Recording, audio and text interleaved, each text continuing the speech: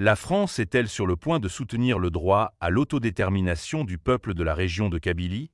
Les relations franco-algériennes depuis l'indépendance en 1962 sont marquées par des tensions continues, ponctuées de tentatives de rapprochement, mais les dossiers de mémoire, d'identité et les intérêts stratégiques rendent cette relation complexe.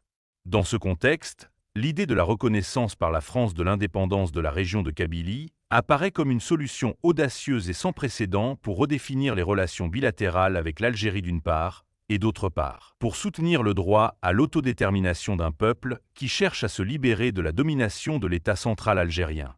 La région de Kabylie, située au nord de l'Algérie, est un foyer historique des locuteurs de la langue amazigh, qui se distingue par une culture, une langue et une identité uniques.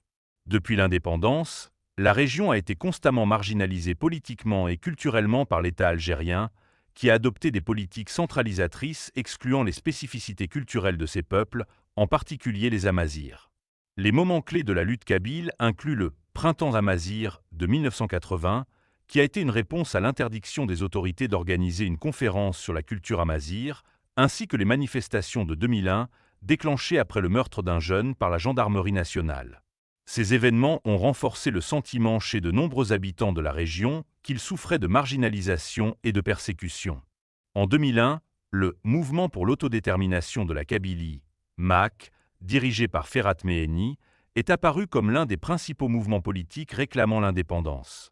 En 2010, un gouvernement kabyle en exil a été formé, appelant la communauté internationale à reconnaître la région de Kabylie comme un État indépendant.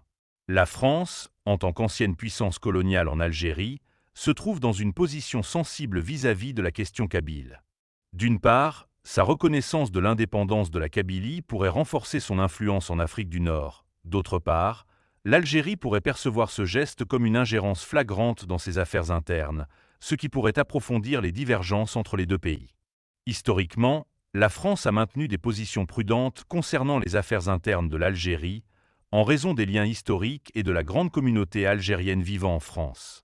Cependant, l'escalade des tensions entre Paris et Alger sur des dossiers comme l'immigration et les crimes de la période coloniale conduit certains à penser que la France pourrait voir le dossier de la Kabylie comme un moyen de pression stratégique. Reconnaître l'indépendance de la Kabylie serait une démarche audacieuse, comportant à la fois des opportunités et des risques. D'un côté, cette reconnaissance pourrait être perçue comme un soutien au principe de l'autodétermination et des droits culturels, renforçant l'image de la France en tant que défenseur des droits des peuples. Cette décision pourrait également avoir un impact positif sur ses relations avec les minorités amazighes à l'intérieur et à l'extérieur de la France. Actuellement, il semble que la France ne soit pas prête à faire un pas aussi audacieux que celui de reconnaître l'indépendance de la Kabylie, mais la pression croissante de la communauté kabyle en France et l'intensification des tensions avec l'Algérie pourraient amener Paris à réévaluer sa stratégie à l'avenir.